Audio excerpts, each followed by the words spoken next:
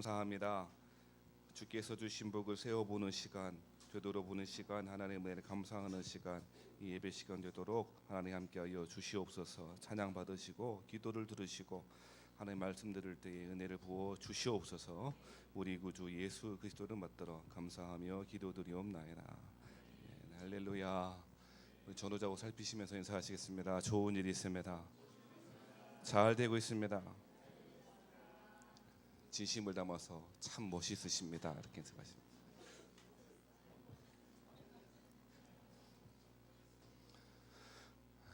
초등학교 국어 시간에 있었답니다. 국어 시간에 여자 선생님이 아이들한테 비유법에 대해서 가르치기 위해서 이렇게 이야기했답니다. 얘들아, 비유법은 이런 거야. 뭡니까? 우리 선생님은 김태희처럼 예쁘다. 이게 비유법이야. 그렇게 말했답니다. 그러자 한 아이가 벌떡 일어나더니 선생님, 그것은 비유법이 아니고 과장법입니다. 옆에 분한테 인사하세요. 김태희 같습니다. 진심입니다. 남자분들한테는 조인성 같은 애요. 인사하시겠습니다. 해봐요.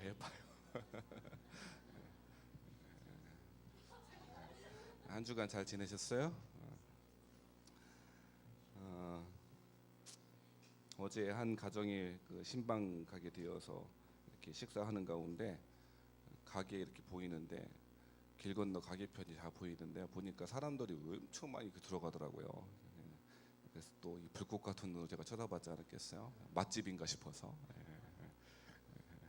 그러니까 뭐 여자분들은 맛집을 그렇게 좋아하더라고요. 저도 맛집이 좋아요. 아무튼간에 맛집인가 싶어서 보니까 맛집은 아니고 사람들이 이렇게 줄을 서 있어요. 요즘 그런 가게가 거의 없잖아요. 그죠? 그런 가게 보셨어요? 줄 서서 먹고 하는 집. 하긴 병천에 가니까 그런 집 하나 있더만요. 병천 장날에 순대 하는 집 거기 서서 먹던데 천안에 그런 집 저는 거의 못 봤어요. 아무튼 근데 줄 서서 사람들이 많이 기다리고 있더라고요. 뭔 집인가 보니까 로또 복권 파는 집이에요. 로또 복권 파는 집에 쭉 줄을 서 있더라고요. 네. 벌써 보여줬어요. 뭐 다 보여준 걸 뭐 보니까요. 이건 그 집이 아니고 그 다가동 그 집은 1등이 4번 나왔대요. 궁금하신 분들 가르쳐 드릴게. 예배 끝나고 오세요. 아무튼 그래서 그런지 사람이 많이 서 있더라고요. 아무튼 그렇더라고요. 근데 제가 이렇게 설교 준비하면서 퍼뜩 이 생각 예전에 봤던 한 그림이 생각나서 따왔어요. 어떤 그림이냐면 이 그림이에요. 이제 보여줘야 되거든. NG. 로또 외에는 방법이 없다. 아, 이게 참 이 복권집 앞에다가 그 아저씨가 주인 양반이 이렇게 써 붙여놓은 것 같은데요. 참 재밌어요, 그죠? 이 아이디어도 괜찮고 이 사람 센스가 있다 싶은데 그 사람이 유머라고 하는 게 시대상을 반영하는 것 아니겠습니까? 그래서 참 실소를 금할 수 없고 어떻게 보면 좀 씁쓸하기도 한 그 사진이 올라와서 제가 한번 따왔습니다. 여러분, 로또 외에는 방법 없다라고 생각하는 것이 세상 사람들의 생각인 것 같아요.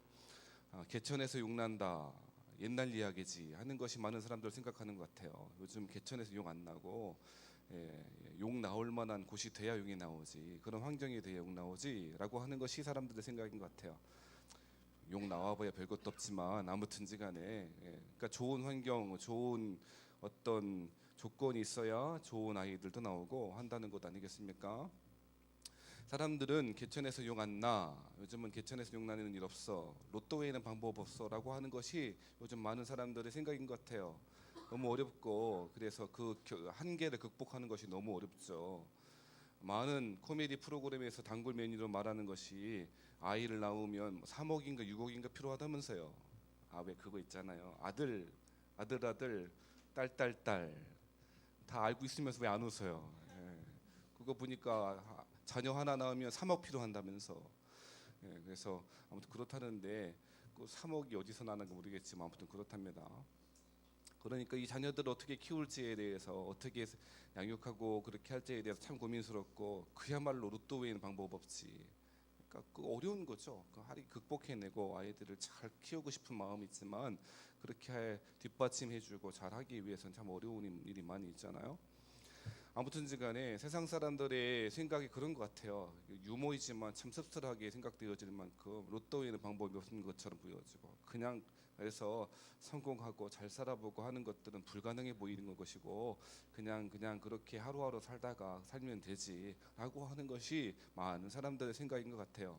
물론 꼭 성공하고 잘 사는 것만이 좋은 일이다라고 말하는 건 아니겠지만, 나름 가지고 있는 소박한 행복을 누리는 것조차 힘든 거죠. 예전에 그런 얘기 한번 한 적이 있는데, 사람이 삼시세끼 먹을 것 걱정 안 하고, 그리고 빚 없으면 그거 참 행복한 일이지. 근데 그거 쉽지 않잖아요. 먹을 거리 걱정 안 하고, 물론 여자분들은 늘 걱정하죠.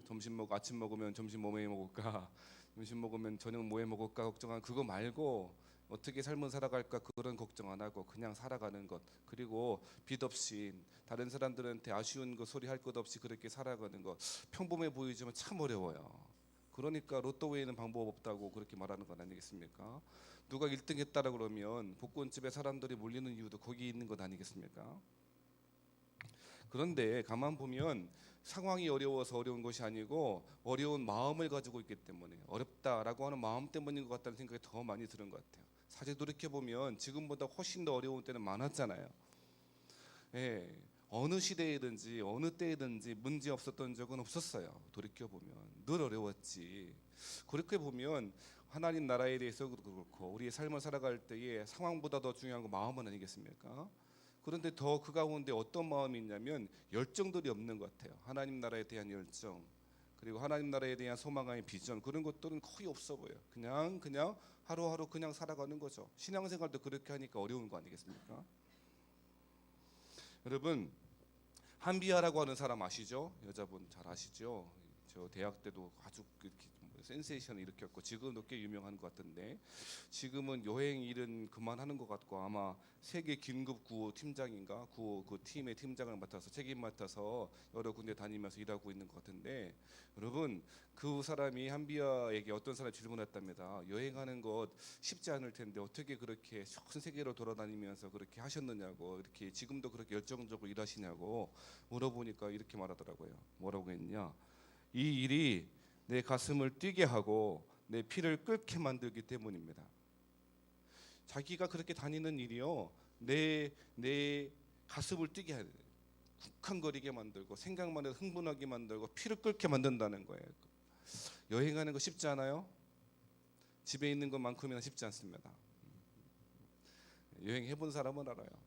여행이 왜 좋으냐면 하루 이틀 지나면 다시 집으로 돌아올 집이 있기 때문에 좋은 거예요. 동의가 됩니까? 아닙니까? 여행 가면 한 이틀쯤 지나면 집에 간다. 집에 갈 때 얼마나 좋아요. 나는 그렇던데. 여행하는 거 쉽지 않아요. 그렇죠? 더군다나 전 세계를 돌아다니면서 잘 짜여진 호텔에서 머물고 그렇게 관광하는 것 아니고 오지로 다니면서 힘든 지역에 다니면서 구호하고 하는 일 쉽지 않죠. 더군다나 홀몸으로 여자가 하는 것 거의 어렵습니다. 우리 집사람 해외여행 가자고 그렇게 제가 꼬셔도 절대 안 간다. 왜 안 가냐? 무섭대, 싫대. 한국이 좋다는 거야. 이번에도 결혼 10몇 주년 기념으로 해서, 그러면 해외 멀리 가는 거 어려우면 홍콩이라도 가자. 그렇게 홍콩도 안 간대. 마카오도 싫고 가까워도 싫다는 거예요. 아무도 싫대요. 그래서 딴 여자를 구해볼까. 녹화하면 안 되는데. 이게 말이죠. 이게 농담으로 한 말도 이렇게 편집해서 보내면 큰일 납니다. 여행하는 거 쉽지 않아요. 그런데 왜 그렇게 한다고요? 이 일이 가슴을 뛰게 한다는 거예요. 가슴 뛰게 만들고 생각만 해도 흥분하게 만들고 피가 끓게 만든다는 거예요. 이런 일, 열정이 많은 사람들 가운데 없는 거죠. 왜 어려울까요? 물론 상황이 어려운 것도 어렵죠. 하지만 절대 빈곤의 시대는 아니지 않습니까? 지금의 시대가. 그렇죠. 정말 없어서 굶어 죽는 사람이 생기는 시대는 아니지 않습니까? 절대 빈곤의 시대는 한국 사회가 넘어온 것 아니겠습니까? 신앙도 마찬가지입니다. 왜 신앙생활이 어려울까요? 가슴을 뛰게 만들고 피를 끓게 만드는 그 무엇이 없기 때문인 거죠. 그것이 없으니까 그냥 신앙생활 뭐 다 그게 그런 거지. 그냥 그까이 거 대충 한 시간 예배 드리고 오면 좋지 뭐. 그냥 엄마 아빠 그냥 뭐라고 잔소리 하니까 그냥 가족의 평화를 위해서 이 한 몸 희생하고 말지, 이렇게 하니까 신앙생활 어려운 거예요. 참 이해가 돼요, 그죠? 집에 가면 얼마나 좋아요. 예. 마음대로 핸드폰하고 마음대로 게임하고, 그지? 얼마나 좋아요. 예. 근데 뭐 전도사님이 야 너희들 교회에서는 절대 핸드폰 게임하지 마. 그러니까 게임도 못 하죠. 또 우리 애들 참 착해요. 그 하지 말란다고 안 하니까 얼마나 착해요. 예. 그러니까 지가 얼른 집에 가고 싶은 거라 빨리 집에 가서 핸드폰 해야 되고요, 애니팡 해야 되고 윈드러너 해야 되고요, 뭣도 해야 되고 말이죠. 거기에 그 레벨을 올리는 게 꿈과 소망인데 여기에서 뭐 재미있겠나. 그러니까 왜 그렇습니까? 왜 신앙생활 답답한 줄 아세요? 어려운 줄 아세요? 가슴을 뛰게 만드는 게 없는 거지. 피를 끓게 만드는 그 무엇이 없는 거죠. 여러분 가보세요. 성경에 수많은 인물들이 믿음의 사람들이 있지만 한 사람 빠짐없이 열정의 사람이었고 비전의 사람이었습니다. 물론 탁월하지 못한 사람 많이 있었습니다. 베드로 그렇게 탁월한 사람 아니었을 것입니다. 가룟 유다도 그랬고 또 마태도 그랬고 마가도 그랬고, 마가 요한은 선교 갔다 도망간 사람 아닙니까? 뭐 그런 사람들 보면 탁월하지 못한 부분이 있고 그리고 약점이 있었고 치명적인 그 약점 또한 가지고 있었던 사람입니다. 하지만 여러분 그 사람들 공통적으로 가지고 있었던, 하나님께 쓰임 받았던 사람들 공통적으로 한 사람 예외 없이 가지고 있었던 게 뭔지 아십니까? 하나님의 나라를 향한 열정과 비전이었습니다. 그렇죠. 예, 사도 바울 같은 사람 특별히 그런 사람 아닙니까? 많은 사람들이 선지자라고 하는 사람들이, 예언자라고 하는 사람들이 예루살렘 가지 마. 예루살렘 돌아가면 잡히게 되어지고 이제 실제적으로 너는 어려운 일 당하게 되어지고 고난 당할 일이 생길 거야. 그렇게 말하는 사람이 있었습니다. 헛된 예언자가 아니고요, 거짓된 선지자들이 아니고 정말 하나님의 말씀을 보고 이야기하는 거야. 하나님의 음성 듣고 이야기하는 거예요. 우리식으로 따지면 예루살렘 가면 안 돼. 거기 가면 잡히는 거라고, 위험한 일 당할 거라고. 바리새인들 서기관들이 당신 돌로 치고 그렇게 핍박하는 거 모르느냐고, 지금 들어가면 당장 잡히게 될 거라고 그렇게 말하지 않습니까? 그랬을 때 여러분이 사도 바울이 뭐라고 한지 아십니까? 유명한 말씀, 여러분 잘 아시는 말씀, 사도행전 20장 24절 말씀이에요. 장절 얘기하면 모르니까 제가 한번 친절한 목사니까 한번 읽어드리면 이렇게 이야기합니다. 내가 달려갈 길과 주 예수께 받은 사명 곧 은혜, 하나님의 은혜의 복음을 증언한 일을 마치려 하면은 나의 생명조차 조금도 귀한 것으로 여기지 아니하노라. 여러분 사도 바울이 왜 그렇게 이야기합니까? 고난당하는 것이 쉽기 때문에 그렇지 않습니다. 고난당하는 것 어렵고 잡히게 되어지고 심지어 목숨이 위태로운 일이 생길지 모른다라고 하는 거 잘 아실 것입니다. 그리고 선지자들이, 예언자들이 당신 예루살렘 들어가면 어려운 일이 생겨 말하는 것 유념해 두었을 것입니다. 그럼에도 불구하고 나는 생명이 위협을 당한 일이 있어도 거기 들어가야 돼. 왜 그런 줄 알아? 하나님의 은혜의 복음을 증언한 일이 내 가슴을 뛰게 만들고 내 피를 끓게 만들기 때문이지 라고 말하는 것 아니겠습니까? 사도 바울 어려웠을까요? 안 어려웠을까요? 어려웠겠죠. 힘들었을까요? 편안했을까요? 힘들었을 거예요. 고난당하는 거 쉽지 않습니다. 누구에게나 쉽지 않습니다. 사도 바울도 힘들었을 것입니다. 하지만 그렇게 할 수 있었던 이유는 내가 하나님께 부음받아요, 전제와 같이 부음받아요 그렇게 쓰임받을 수만 있다면 그것이야말로 참 의미 있는 삶이지, 내 삶을 가슴 뛰게 하고 내 피를 끓게 만드는 일이지 라고 하는 그것 때문에 사도 바울은 그 일평생을 들을 수가 있었던 것입니다. 여러분 신앙생활 답답하십니까? 어려우십니까? 왜 어려운 줄 아세요? 가슴을 뛰게 만들고 피를 끓게 만들 그 무엇이 없는 거죠. 여러분 그렇다면 어떻게 하면 그 가슴 뛰게 만든, 어떻게 하면 우리 피를 끓게 만든 그 하나님의 비전과 사명을 다시 한번 새롭게 받고 또 그 소명 가운데 설 수 있을까요? 오늘 주신 말씀 이사야 6장 말씀을 통하여서 그 말씀, 그 소명을 우리 가운데 그 열정이 회복되어지는 시간 되기를 바랍니다. 첫 번째 여러분요, 그렇게 하기 위해서는요 하나님을 인격적으로 만나고 경험하는 것이 최우선이 되어야 됩니다. 1절과 4절의 말씀입니다. 오늘 이사야 6장의 말씀을 조금 이해하기 위해서는 오늘 본문의 배경의 말씀을 조금 설명드리는 것이 필요할 것입니다. 6장 1절에 보니까 이렇게 시작하죠. 우시야 왕이 죽던 해에. 시간적 배경을 말하고 있습니다. 시간적 배경일 뿐 아니라 사실은 정치적이고 경제적이고 사회적인 배경을 총체적으로 한마디로 설명한 좋은 말입니다. 어떤 때라고요? 우시야 왕이 죽던 해. 여러분 이스라엘 가운데 선한 왕이 몇 명 있었는데 히스기야 왕, 다윗 왕, 솔로몬 이 정도 좋은 왕이겠죠. 그 가운데 좋은 왕, 선한 왕이 누구냐면요 우시야 왕입니다. 우시야는 선한 왕입니다. 아사 왕도 그렇고요. 예루살렘의 유다 나라의 아주 선한 왕 가운데 한 사람입니다. 이 사람은 산당도 철폐하고 여러 가지 하나님 앞에 신실한 일을 많이 했었더랬습니다. 자, 그래서 이 우시야 왕을 통해서 하나님은 예루살렘을 번성하게 하셨어요. 그래서 그때에 이스라엘 국력이 굉장히 강성해졌어요. 굉장히 강성해지고 정치적으로도 경제적으로도 종교적으로도 태평성들을 이루고 있었던 시대가 우시야 왕의 시대였습니다. 그런데 여러분 잘 아시듯 우시야 왕이 그가 강성하여짐에 교만하여졌고, 교만하다 보니까 제사장이 할 일을 월권하지 않습니까? 무슨 일을 벌입니까? 자기가 성전에 들어가서 분향하지 않습니까? 제사장이 할 일, 하나님의 기름 부어 받은 종이 할 일을 자기가 들어가서 했던 것이죠. 그렇기 때문에 그러한 일을 하나 징계하셔서 어떻게 돼요? 나병이 생겨요. 문둥병이 생기게 되었고, 그래서 거의 폐위되다시피 해서 쫓겨나게 되어지고 약 한 7년에서 8년가량을 그렇게 살다가 죽게 돼요. 그리고 그 후에 요담입니까? 어떤 왕이죠? 갑자기 생각이 안 나네. 네, 아무튼 그 두 어린 왕, 24인가 5되는 왕이 새롭게 등극해요. 그러니까 우시야 왕이 죽던 해에라고 하는 말은 이제까지 태평성들을 이루어서 강력하게 되어지는, 정치적으로, 경제적으로, 종교적으로, 영적으로도 굉장히 강성하게 되어지, 그때에 갑자기 누가 죽은 거예요? 태평성들을 이끌어왔던 리더십, 최고의 헤드십이 죽은 거죠. 그리고 이제 24, 5밖에 안 되는 작은 왕이, 아주 경험이 일천한 왕이 된 거예요. 그러니까 소위 사람들은요, 멘붕에 빠진 거예요. 어떡하나. 마치 저에게는 박근혜 대통령이 당선될 때 멘붕이 됐던 것처럼. 그러니까 제 성향이니까 뭐라 하지 마세요. 그냥 그렇다는 거예요. 기뻐하는 사람도 있겠지만 저는 멘붕이었어요.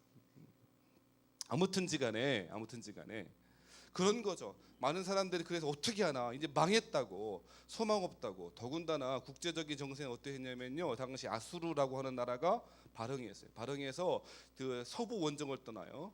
아수르, 지금 그 아시리아 그 지역에 있는 나라에서 발흥해서 서부 원정, 이 저쪽으로 유럽 쪽으로 이렇게 원정을 떠나요. 그래서 디글렛 빌레셋이라고 하는 이 왕이요, 아수르 왕이 다 먹어가기 시작하는 거예요. 그래서 누구를 멸망시켰냐면 북이스라엘도 멸망시킨 거죠. 그래서 남유다만 하나만 남은 상황이에요. 그러니까 사람들 어떻게 되겠습니까? 자기를 지켰던, 이스라엘을 지켰던 왕이 죽었죠. 왕도 죽었고요. 더군다나 아수르라고 하는 호전적인 민족이 지금 자기 동족 북이스라엘마저도 멸망시켜 버리고 있는, 그래서 남유다 하나 남아 있는 그 나라도 이제 곧 망할 위기에 처한 거죠. 아무리 어려워도, 힘든 국가적인 환란이 다가와도 리더십이 제대로 세워지기만 하면 괜찮지 않습니까? 맞습니까? 맞죠, 당연하죠. 그 리더십을 통하여서 나라가 회복될 수 있지 않습니까? 그런데 더군다나 왕마저도, 우시야 왕마저 죽은 거죠. 그러니까 사람들은 완전 혼란스럽게 되어지고 그랬다는 것입니다. 그러한 가운데 사람들은 이제 의견들이 사분오열되는 거예요. 어떻게 분열되나? 어떤 사람들은 이제 전통적인 지금 강국이었던 아수르 의지하자. 아니, 어떤 사람은 아니다, 그래도 구갈이 명관이라고 저 밑에 있는 애굽을 의지하자. 아니다, 이것도 저것도 아니고 사실은 아수르 옆에 있는 메데바사라고 하는 지역에 있는 바벨론 나라를 의지하자. 사람들의 의견이 막 갈려지는 거예요. 저기에 붙어야 된다, 여기에 붙어야 된다, 그렇게 하는 거죠. 마치 우리나라 6.25 전쟁 때 일어날 때에 그랬다고 말하지 않습니까? 친소, 친러시아, 러시아에 의지해야 돼라고 하는 사람이 있었고요. 미국이나 일본에 의지해야 돼라고 하는 사람이 있었지 않습니까? 그렇게 해서 나라가 쪼개지고 분열됐지 않습니까? 그런 것처럼 그런 때가 바로 이때라는 것입니다. 우시야 왕이 죽던 해가 바로 그런 때라는 것입니다. 그래서 왕이 없는 시대, 리더십이 무너진 시대가 바로 그런 시대였다라고 성경이 말하고 있다는 것입니다. 여러분 보세요. 사실은 요즘 그런 시대 아닙니까? 죄송하지만 리더십의 부재인 시대 아닙니까? 대통령이 해외에 첫 순방 갔는데 대변인이 이상한 짓 하고 다니는 이 말도 안 되는 참담한 시대 아닙니까? 24시간 동안 대변인이 없는데 찾지도 않는 시대 아닙니까? 이 뭐 말이나 되는 이야기입니까? 후한무치한 것 아니겠습니까? 왜 그렇습니까? 리더십의 문제 아니겠습니까? 교회가 왜 어려움을 겪나요? 죄송하지만 성도님들 때문에 어려움 당하지는 않습니다. 왜 하나님의 교회가 이처럼 어려워졌나요? 세속주의와 그리고 기복주의와 인본주의와 물질주의에 탐닉되어 있는 리더십의 문제 아니겠습니까? 어쩌면 여러분 이사야 시대나 우리 시대나 같은 거예요. 그러니까 사람들은 어떻게 합니까? 마치 이것도 저것도 아닌 상태 가운데 소망과 비전과 열정을 다 잃어버리고 여기 의지해야 되나 저기 의지해야 되나, 예수님 표현을 빌리자면, 복음서의 표현을 빌려보자면 목자 없는 양같이 유리방황하고 있는 시대, 그 시대가 우시아 왕이 죽었던 이 시대고요. 어쩌면 지금의 시대 아니겠습니까? 그런데요, 이러한 가운데 중요한 사실을 보여주는 거예요. 이사야를 통하여서 하나님이 중요한 환상 가운데 한 가지 소망과 비전을 보여주는 것입니다. 그것이 6장 1절부터 4절까지 말씀입니다. 우리 잘 아시는 말씀이지만 다시 한번 읽어보겠습니다. 1절부터 4절 말씀 다시 시작. 우시아 왕이 죽던 해에 내가 본즉 주께서 높이 들린 보좌에 앉으셨는데 그의 옷자락은 성전에 가득하였고 서랍들이 모시고 섰는데 각기 6날개가 있어 그 둘로는 자기의 얼굴을 가리었고 그 둘로는 자기의 발을 가리었고 그 둘로는 날며 서로 불러 이르되 거룩하다 거룩하다 거룩하다 만군의 여호와여 그의 영광이 온 땅에 충만하도다 하더라. 이같이 화답하는 자의 소리로 말미암아 문지방의 터가 요동하며 성전의 연기가 충만하더라. 여러분, 지금 보여지는 육신의 눈으로 보는 상황은 어떻습니까? 보좌에 아무도 앉아있지 않은 거죠. 25세 젊은 왕이 앉아있긴 하지만 왕으로 인정받지 못하는 아무런, 그러니까 사실은 보좌에 아무도 없는 거죠. 지금까지 보좌를 지켰던 우시아가 있었지만 그 우시아가 없어진 거죠. 그 리더십마저 없어진 거죠. 그래 누가 지켜줄 사람이 없는 거죠. 그런 가운데 하나님 어떤 환상이 보여줍니까? 보좌에 누가 앉아있다고요? 하나님이, 만군의 여호와 하나님이 보좌에 앉아 계셨던 것입니다. 지금 그러니까 무슨 의미냐면 이런 거죠. 지금 우시아 왕이 없어졌다고 방황하고 여기 의지할까 저기 의지할 때가 아니라고. 우시아 왕이 지켰던 것이 아니고, 우시아 왕이 이스라엘 나라 지켰던 것이 아니고 보좌에 있는 하나님이 앉아 계신 거라고. 하나님이 지키셨던 거라고. 회복돼야 될 우리의 시각과 비전이 무엇인지 아십니까? 하나님의 나라, 하나님의 교회, 가정은, 우리의 가정은, 우리의 직장은 하나님이 보좌에 앉아 계신다는 사실입니다. 이것을 보는 것입니다. 이것이 우리를 가슴이 뛰게 하고 이것이 우리의 피를 끓게 만드는 첫 번째 비전이 되어야 되는 것입니다. 사랑하는 여러분요, 하나님이 보좌에 앉아 계십니다. 그리고 온 서랍들이, 천군 천사들이 하나님께 거룩하다 거룩하다 거룩하다 하나님을 찬송하고 있는 것입니다. 하나님의 이름이 땅에 떨어진 것 같은 이 시대 가운데 아니라고, 그렇지 않다고. 하나님이 여전히 그 보좌에 앉아 계시고 그 하나님이 홀로 영광을 받아주고 계신다고. 그것이 회복되어야 될 첫 번째 비전인 것입니다. 사랑하는 여러분, 하나님이 보좌에 앉아 계십니다. 우리 교회의 주인은 하나님이십니다. 우리의 가정의 주인도 하나님이십니다. 우리의 직장에, 우리의 삶의 터전들마다 주인은 하나님이십니다. 그리고 우리의 삶을 통하여서, 우리의 모습을 통하여, 우리의 신앙의 한 걸음을 통하여서 하나님께서 찬송과 영광을 받기를 원하신다는 것입니다. 그것이 첫 번째 바라봐야 되고 회복해야 될 비전인 줄 믿습니다. 사랑하는 여러분, 우시아 왕도 아니고요, 목사도 아니고요, 하나님만이 보좌에 앉아 계십니다. 보이지 않아도 암흑 시대 가운데 캄캄해 보여도 역시나 하나님이 꽉 붙잡고 계십니다. 이것이 우리의 소망이고요, 이것이 우리의 비전이 되어야 될 줄 믿습니다. 두 번째입니다. 어떻게 해야 이 소명과 사명과 이 열정을 회복할 수 있을까요? 하나님을 만난 이후에는요, 자기 자신을 바라볼 수 있어야 된다는 것입니다. 많은 경우에 사람들은요, 성도님들은요, 자기 자신을 잘 모르는 것 같은, 자기 자신을 잘 안다고 생각하지만 대부분 잘 모르는 것 같습니다. 우리 어떤 집사님이요, 제가 이렇게 있는데 한 주 만에 이제 보셔갖고 아주 기분 좋은 말을 저한테 해주셨어요. 목사님 보니까요, 살이 많이 빠지신 것 같습니다. 얼마나 기분 좋던지요. 그래서 흠칫 놀라는 표정으로 정말 그렇습니까? 그랬더니 그렇습니다. 맨날 보는 사람 모르겠지만 한 주 만에 보는 사람은 압니다. 많이 빠지셨네요. 얼마나 기분 좋던지. 많이 보면 몰라요.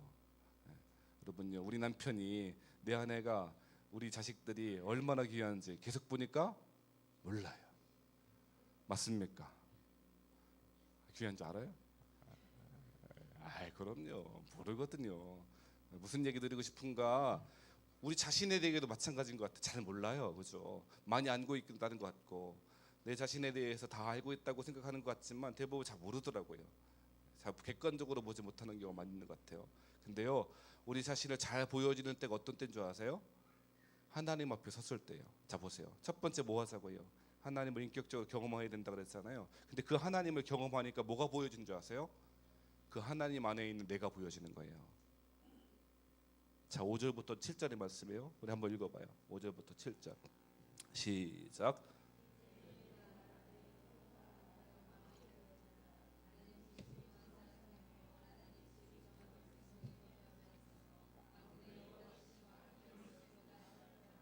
그때에 그 서랍 중에 하나가 부젓가락으로 제단에서 잡은 빈수술 솥에 가지고 내게로 날아와서 그것을 내 술에 대며 이르되 보라, 이것이 내 입에 닿았으니 내 악이 제하여졌고 내 죄가 사하여졌느니라 하더라. 아멘. 그때에 어떤 때입니까? 하나님의 영광을 경험하고 거룩하다 만군의 여호와 찬송하는 그 영광스러운 보좌에 계신 하나님을 경험할 때에 뭐라고 이야기합니까? 내가 말하되 화로다 나여 망하게 되었도다.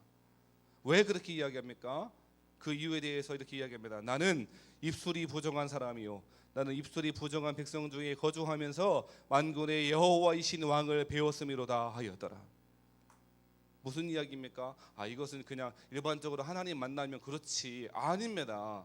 이것은요, 자기 자신의 죄악된 모습을 진짜 발견하는 거예요. 잘 발견하는 것입니다. 어떤 죄악입니까? 나는 입술이 부정한 사람이라고. 왜 입술이 부정하다고 말할까요? 지금 무시아 왕 죽었으니까 저 아수르 의지해야지, 저 바벨론 의지해야지, 애굽 의지해야지, 여기 따라가야지, 저기 따라가야지, 큰일 났네, 망했네, 힘들어 죽겠네, 어려워 죽겠네, 배고파 죽겠네, 더워 죽겠네, 추워 죽겠네, 이러고 있는 거죠. 그러니까 뭐라고 그런다고요? 나는 입술이 부정한 사람이라고. 내가 못 보고 있었던 것이 하나님께서 보좌에 앉아 계신데 그것 보지 못하고 맨날 어렵다 그러고, 맨날 힘들다 그러고, 못 살겠다 그러고, 이것 때문에 안 된다 그러고, 저것 때문에 안 된다 그러고, 입술이 부정한 사람이라고. 단지 이것은 여러분요, 이사야 혼자만의 문제는 아니었던 것 같아요. 그죠? 뭐라고 이야기합니까? 오늘 본문의 말씀 보니까 나는 입술이 부정한 백성 중에 거주하면서 그랬다는 거예요. 그러니까 이스라엘 사람들 전부 다 그런 거죠. 큰일 났다고, 어려워졌다고, 큰일 났다고, 힘들다고, 못 살겠다고, 그런 거죠. 그러면서 서로 비난하고, 서로 비판하고, 서로 판단하고, 서로 원망하고, 서로 정죄하고, 그런 가운데 하나님께 발견한 거죠. 그러니까 자기 자신의 죄악된 모습 보이는 거죠. 사랑하는 여러분, 주의 말씀을 통하여서 우리가 발견해야 될 말씀이 이것 아니겠습니까? 주님 맞습니다. 우리가 입술이 부정한 사람입니다. 입술이 부정한 사람입니다. 모두 그랬습니다. 남들 다 그럴 때 너는 그러지 말아야지, 하나님 사람이 그러지 말아야지 할 텐데 저 또한 그랬습니다.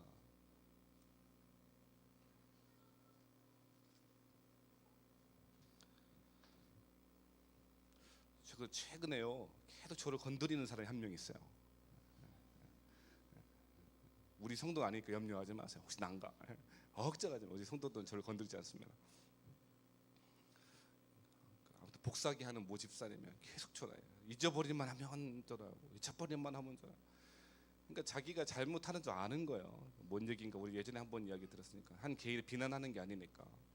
그러면서 이번에는 전화하셔도 괜히 뭐라 하나, 목사님들이 다 썩어 빠졌다고, 교회가 다 그렇다고. 왜 그러세요? 처음에 동독에서 가면 2-3개월 지나면 꼭 11조 하라 그런다고. 썩었대요. 썩어 빠졌대요. 할 말이 없어요. 할 말이 없어요.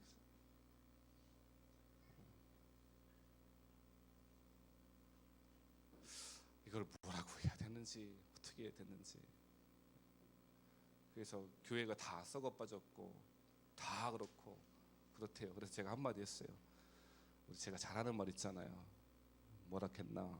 어거스틴의 말을 인용하면서, 교회를 어머니로 모시지 못하는 자는 하나님을 아버지로 모실 수 없습니다. 집사님, 교회는 창녀입니다. 그러나 그 교회는 당신의 어머니입니다. 너무 안타까운 거예요.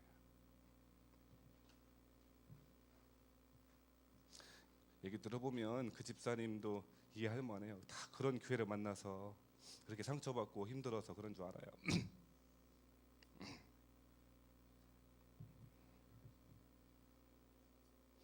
그러면서 우리 애들이 생각나는 거 있잖아요. 우리 교회는 본의 아니게 여러 교회에서 상처받고 힘들어서 오는 분들이 대부분입니다.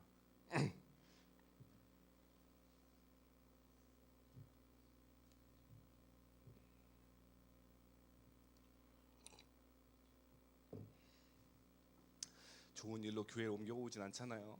물론 누구 잘못을 떠나서 우리 애들이 자꾸 생각이 나요. 그 부모님들에 의해서 받은 상처가 어쩌면 그 신압으로 우리 아이들에게도 있는 것 아닐까.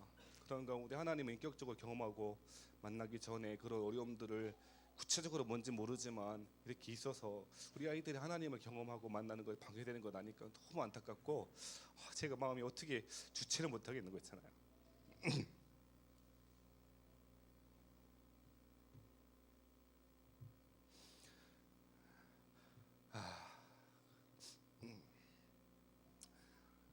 사랑하는 여러분요, 교회는 창녀와 같이 어렵고 그렇습니다. 하지만 교회는 하나님의 세우신 기관이고 하나님이 세우신 기관이고 주의 종도 그렇습니다. 교회를 어머니로 모시고 순종하여 복종하여 내 자신을 먼저 발견하는 여러분 되시기를 주로 축복합니다. 그러면 참 좋겠어요. 그래서 우리 아이들이 이렇게 한명한 기도하고 하나님을 먼저 경험하고 깊이 하나님을 경험하고 보좌에 계신 하나님을 경험하기 전에 그 전에 여러 가지 어려움들을 신압으로 겪었던 것이 너무 안타깝지만 우리 이사야를 통해서 하나님 어떻게 하십니까? 부조를 들어서 제단에 핀 숯을 가지고 와서 이사야의 입을 정결하게 하셨던 것처럼 우리와 우리의 자녀들과 우리 공동체에 속한 모든 우리 지체들을 제단에 핀 숯으로 정결하게 하시고 새롭게 우리 영혼육이 새롭게 되어진 은혜가 우리 가운데 있으면 참 좋겠습니다. 자꾸 그 건드린 그 집사님에게도 그런 은혜가 있으면 좋겠어요. 얼마나 어려우면 저렇게 토로하던 나한테 그럴까. 내가 그랬어요. 집사님, 나하고 이해관계가 지금 아무것도 없으니까 말씀드리는데 당신 11조 하라고. 그거 해결하지 못하면 어떤 교회든지 그럴 거라고. 그래서 그러더라고요. 천주교로 갈까요? 그래 보시라고. 천주교도 그럴 거라고. 천주교는 헌금하라 소리 안 하는가 본데 거기도 어려움이 있을 거라고. 사랑하는 여러분, 완전한 교회 그런 사람 없어요. 완전한 사람 정말 없어요. 의인은 없나니 하나도 없어요. 다 연약한 지체인 줄 알아. 하나님 안에 나를 발견하면 그 순간 우리의 입술이, 우리 마음이, 영혼이 정결케 되어질 줄 믿습니다. 이것이 두 번째 스텝입니다. 마지막 세 번째입니다. 마지막 단계 뭔지 아세요? 세 번째는요, 하나님의 의도와 우중을 따라가는 것입니다. 여러분 보세요. 이러한 가운데 입술이 정결케 되어지고 보좌에 계신 분이 하나님이심을 깨달았던 이사야에게 하나님 말씀하십니다. 뭐라고요? 자, 8절 말씀입니다. 우리 8절 말씀 읽어보겠습니다. 시작. 내가 또 주의 목소리를 들으니 주께서 이르시되 내가 누구를 보내며 누가 우리를 위하여 갈고 하시니 그때에 내가 이르되 내가 여기 있나이다. 나를 보내소서 하였더니 뭐라고 말씀하십니까? 하나님께서 누가 저 백성에 갈 것인가? 어떤 백성들이요? 늘 힘들다 그러고 늘 죽겠다 그러고 하나님이 어디 계신지조차 알지 못한 채 그려가는 수많은 이스라엘 사람들에게 누가 갈 것인가? 그랬을 때 여러분요, 이사야를 발견했습니다. 뭘 발견했습니까? 하나님의 자신을 향한 의도와 우중. 좀 익숙한 표현대로 하자면 하나님이 이사야를 향한 사명과 소명을 발견하게 되었던 것입니다.